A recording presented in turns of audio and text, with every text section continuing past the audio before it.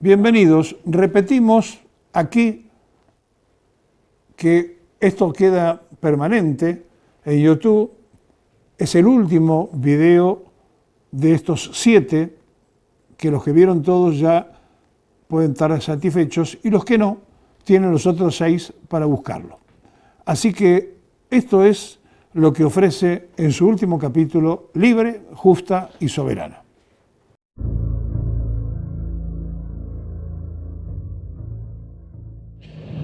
Seguimos presentando Justa, Libre y Soberana.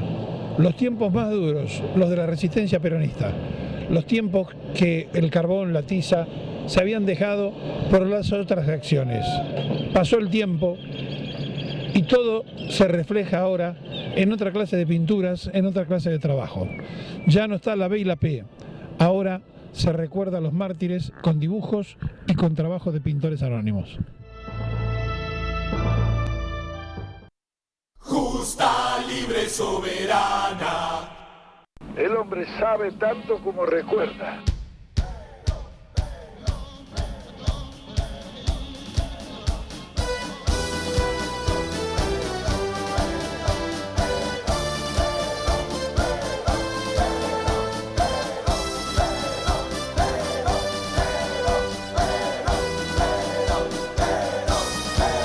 Esta es la historia del peronismo, pasión y lucha popular. Perón, Evita y su pueblo, buscando hasta el fin su dignidad. Justa, libre, soberana, la patria que tuvo identidad. El sueño de una Argentina grande, el pueblo unido triunfará.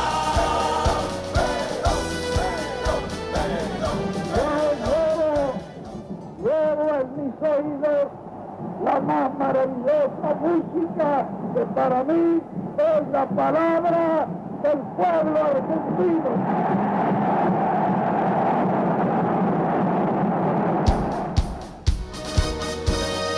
Justa, libre, soberana, la patria que tuvo identidad.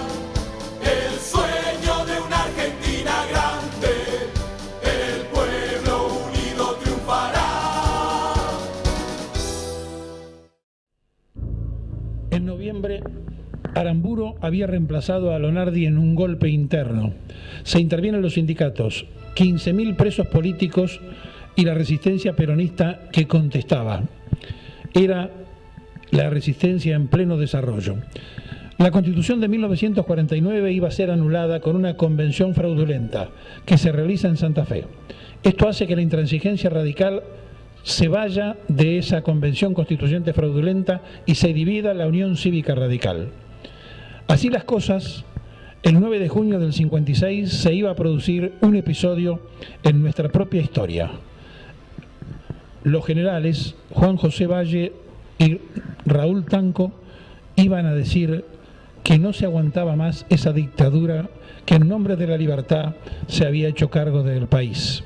Se decretó la ley marcial, se aplastó el alzamiento y los fusilamientos que no tenían precedentes en la República Argentina se utilizan y se fusila a mansalva.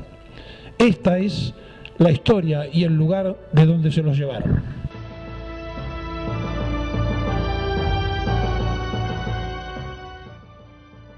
Estación Florida del Ferrocarril Belgrano, 1956. A cuadras de aquí se iba a producir el secuestro de quienes luego serían fusilados en León Suárez.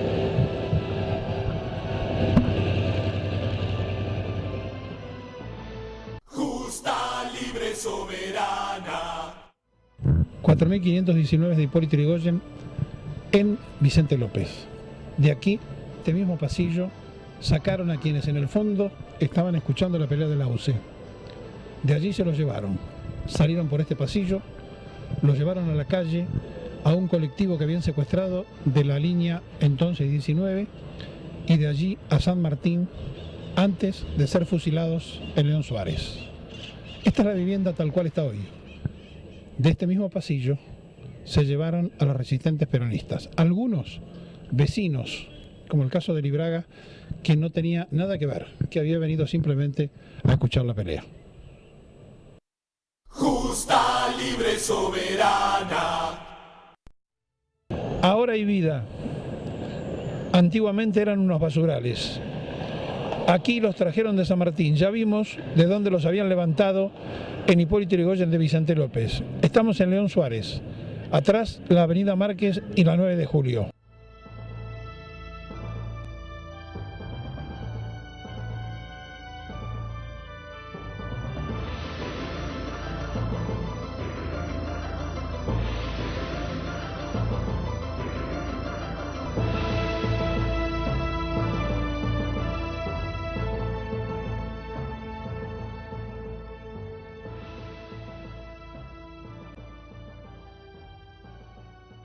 Aquí lo fusilaron, entre otros, a Libraga.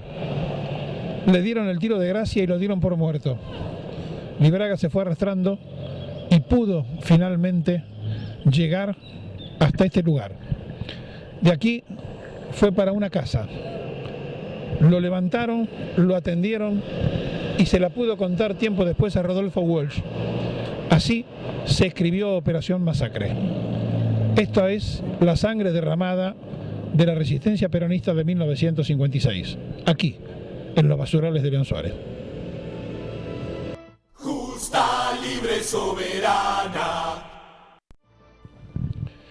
El 1 de mayo de 1958 Arturo Frondizi asumía la presidencia de la Nación. Era consecuencia de un pacto que había permitido el acuerdo con Perón, que estaba en el exilio. En Caracas se había firmado el acuerdo y allí se había establecido que por los votos peronistas se le debía dar la libertad a los dirigentes presos. 15.000 estaban en las cárceles, 150.000 delegados obreros eran perseguidos. Los sindicatos estaban intervenidos. La noche oscura se había prolongado desde aquel 16 de septiembre. La resistencia seguía su camino, su marcha.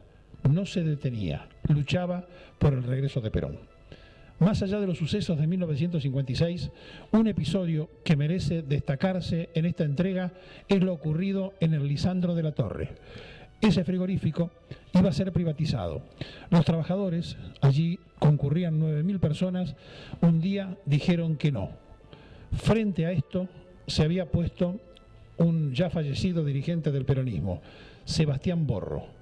Cuando a los 83 años se fue Borro, se iba con él un pedazo grande de la resistencia peronista. Esto había ocurrido el 16 de julio del 2005. En su vida, Sebastián se puso al frente del Lisandro de la Torre, ubicado en el barrio de Mataderos, líder de esa huelga que resistió desde 1959 y se escribió a partir de ese momento toda su historia en la resistencia peronista. Sebastián Borro fue electo diputado nacional, pero tampoco pudo asumir porque se proscribieron después del triunfo justamente a los peronistas. Fue legislador de la ciudad autónoma, fue un emblema de la resistencia peronista. Esto es el Lisandro de la Torre y su lucha. Un paro gremial ha detenido la actividad del país. No vamos a analizar motivos, vamos a aquilatar resultados. El desalojo del frigorífico Lisandro de la Torre, ocupado por el personal, cumplido por las autoridades con el empleo de gases, sin que mediara violencia física y sin que se registraran heridos de cuidado, fue la causa aparente del conflicto. La defensa de respetables intereses sindicales se proyectó enseguida en un plano que no es el de la pacífica convivencia. Creemos que la responsabilidad es de ciertos grupos que responden a intereses ajenos a lo gremial. No es posible actuar sin medir consecuencias. Enfrentamos una hora difícil. Con el esfuerzo de todos podremos recuperarnos. Pero las huelgas enervan ese esfuerzo y causan cuantiosos daños al patrimonio nacional. Las soluciones violentas no son soluciones. Entenderlo así será contribuir a la pacificación y a la concordia nacional. Justa, libre, soberana. El 18 de marzo de 1962, Frondizi se animó a permitir que el neoperonismo, es decir, el peronismo estaba proscrito, con la boleta de Unión Popular participara en la provincia de Buenos Aires. Andrés Framini, junto con Marcos Anglada, ganaron la gobernación de Buenos Aires. Cuando se fue a tomar posesión del cargo, los militares no lo permitieron. Ustedes en la entrega anterior vieron estas imágenes, incluso lo escucharon al propio Andrés Framini, que decía que los militares en el momento de alta tensión que se vivía le decían: gobernador, usted no puede entrar, dándole el reconocimiento de que era gobernador. El viejo dirigente Andrés Framini pretendía ingresar y no se le permitía. Esto aceleraba la caída de Frondizi. Aramburu fue a visitarlo a Frondizi para pedirle que renunciara, porque los mandos liberales del ejército presionaban fuertemente contra él. La cosa comenzó a tener una tensión impensada. El 28 de marzo, las tres armas decidieron deponer a Frondizi. Guido era el presidente del Senado. Cuando el general Poggi se aprestaba a jurar para ingresar como presidente, en una rápida maniobra lo hacen jurar a José María Guido como presidente de la Nación. Justa, libre, soberana.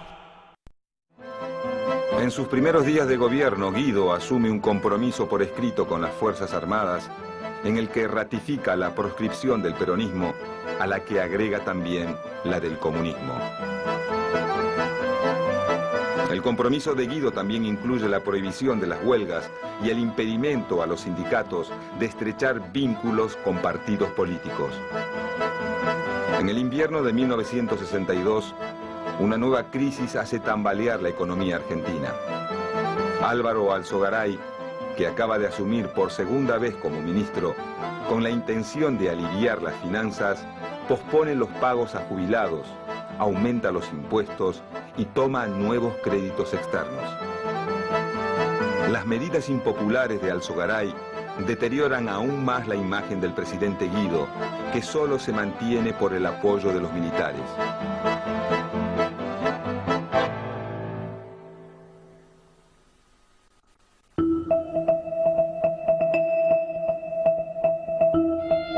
En septiembre de 1962, estalla una crisis entre los militares. Finalmente, los sectores nacionalistas del ejército deciden separarse de los oficiales antiperonistas que participaron en el golpe del 55. La crisis desemboca rápidamente en un conflicto armado que se da a conocer como el enfrentamiento entre azules y colorados.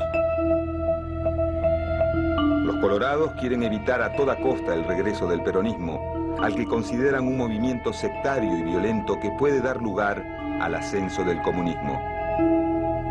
Por su parte, los azules proponen el alejamiento de los militares de la política, ya que ésta solo ha conseguido dividir a las Fuerzas Armadas. Guido primero da su apoyo a los colorados, pero 2 días después, ante la superioridad bélica de los azules, cambia de opinión. Finalmente, el 22 de septiembre de 1962, los azules consiguen la rendición de los colorados y el presidente Guido designa a su líder, el general Juan Carlos Onganía, comandante en jefe del ejército. La rápida reacción de Guido ante el conflicto entre azules y colorados logra un periodo de paz que dura unos pocos meses hasta que una crisis internacional vuelve a desatar la disputa entre ambos bandos.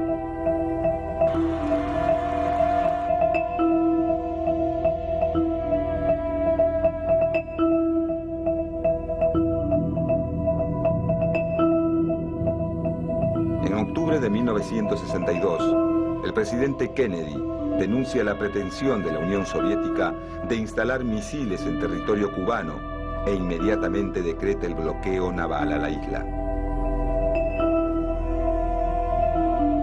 El gobierno argentino es uno de los primeros en apoyar la iniciativa y envía 2 destructores de la Marina de Guerra.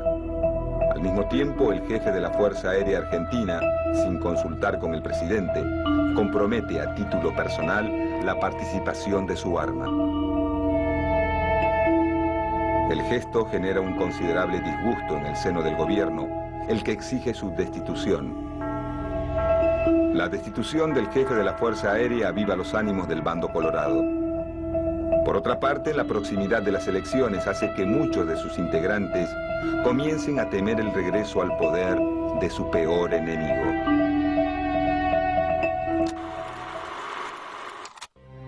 En abril de 1963 estalla un nuevo levantamiento militar, esta vez colorado, en el que también participa la Marina junto a sectores del Ejército y la Fuerza Aérea.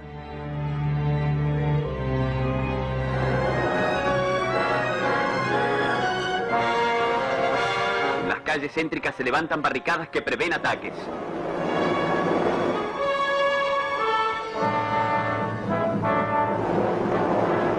Onganía, comandante en jefe del ejército, se pone al frente de la represión.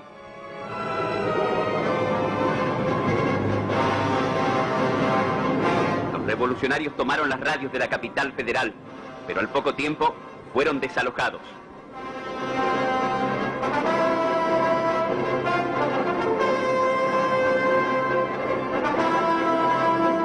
A la hora 15 del mismo día, el aeroparque en poder de los rebeldes se rinde ante las fuerzas del gobierno. Al promediar la tarde, Campo de Mayo acude a un dramático llamado. Lo lanza el regimiento C8 de Magdalena, que imprevistamente es bombardeado por aviones de la Marina sublevada.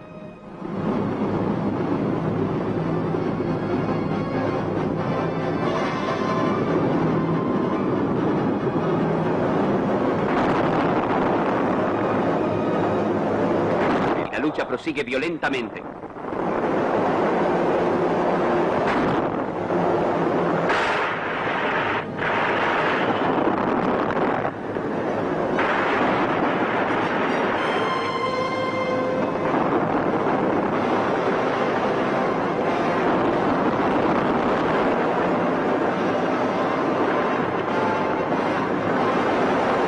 Naval no cesa en su hostigamiento. Al amanecer, los cuarteles presentan un cuadro angustioso. Tropas que responden al general Lanusse, llegados de Campo de Mayo, y también a López Aufranc, inician el avance hacia la base naval de Punta de Indio. Los aviones adictos al gobierno inician el bombardeo final.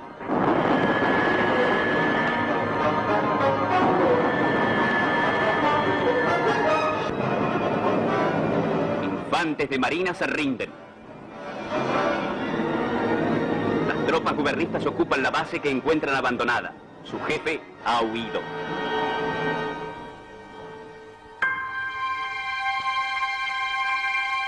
La violencia de este último enfrentamiento deja un saldo de 24 muertos y más de 80 heridos. Y hace que los líderes de ambos bandos reconsideren sus posiciones. Si no quieren seguir enfrentándose, deben cambiar de raíz el sistema político.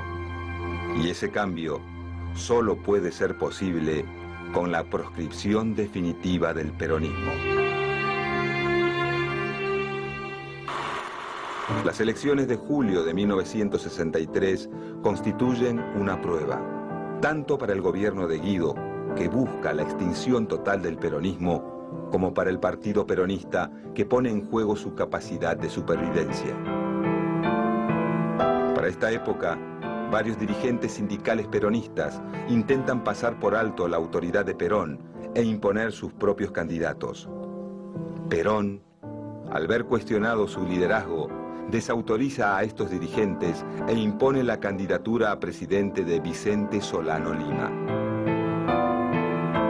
El gobierno de Guido, amparado en la legislación de 1955, impide participar de las elecciones a la fórmula de Solano Lima. Ante esta nueva prohibición, Perón llama a sus seguidores a votar en blanco. Llegada la fecha de los comicios, la contienda se termina dirimiendo entre Arturo Humberto Ilia, candidato por la Unión Cívica Radical del Pueblo, Oscar Allende, candidato por el radicalismo intransigente, y el expresidente de facto Pedro Eugenio Aramburu, candidato por la Unión del Pueblo Argentino, o UDELPA, partido político que representa al sector más duro del antiperonismo. Finalmente, en las elecciones de julio de 1963, Arturo Ilia es elegido presidente de los argentinos con tan solo el 25% de los votos. Ilia no es la figura más fuerte de su partido. La razón de su candidatura tiene que ver con que Ricardo Balbín, principal líder de la UCR del Pueblo, intuye que cualquier gobierno que surja de estas elecciones va a tener muy poco poder. Federico Pinedo fue nombrado ministro de Economía. En los pocos días que estuvo, produjo una enorme devaluación del peso argentino. Duplicó el costo del dólar norteamericano y obviamente después se fue del gobierno. Todos los grupos multinacionales vinculados a Guido hicieron grandes negocios. Los militares presionaban de tal forma que llegaron a dividirse entre ellos. Aparecieron los azules y los colorados. Los azules tenían como eje a Onganía y decían que querían la democracia. Los colorados eran los más gorilas y los que querían ir más contra el peronismo. Un periodista, Mariano Grondona, le escribió a Onganía los 150 comunicados. Onganía se sublevó contra el secretario de guerra y el comandante en jefe del ejército, que eran del otro bando, del Colorado, y apareció el enfrentamiento entre colorados y azules.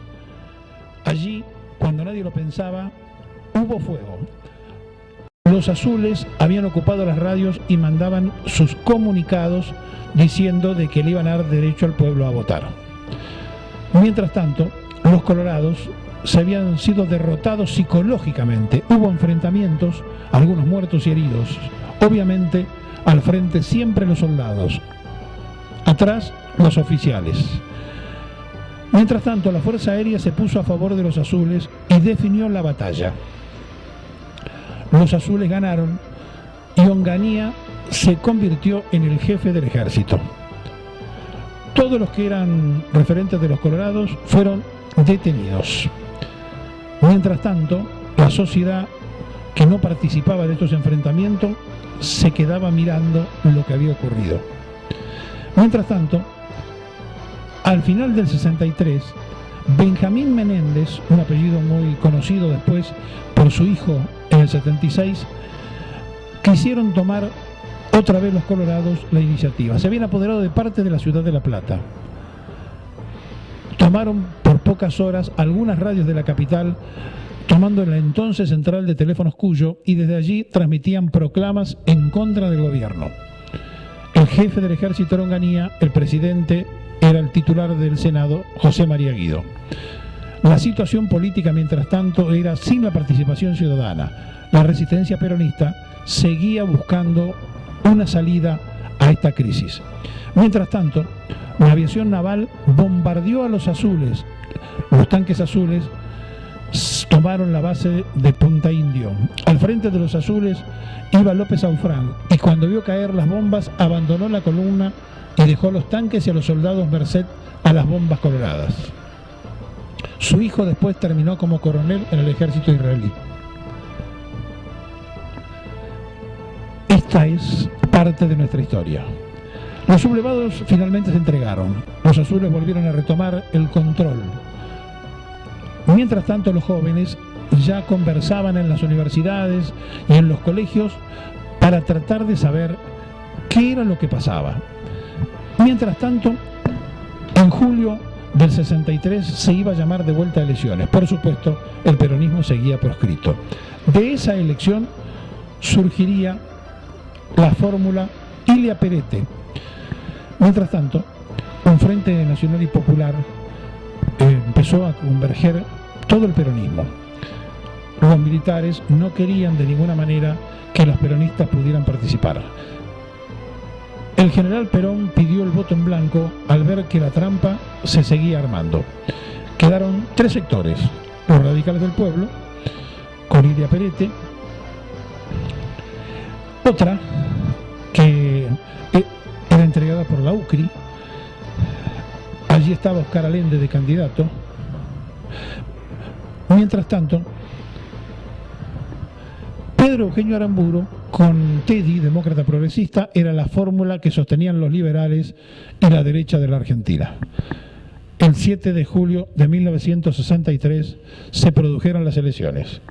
Ilia Perete ganó. El peronismo proscrito había votado en blanco. El doctor Ilia se hizo cargo de la presidencia de la República. Y allí ingresaremos en la otra historia, la frustración del regreso a la Argentina del general Perón cuando su canciller, Miguel Ángel Savara Ortiz, uno de los que ametralló desde los aviones en 1955, prohibía el ingreso a la República del general Perón. Pero esto ya pertenece a la historia que viene.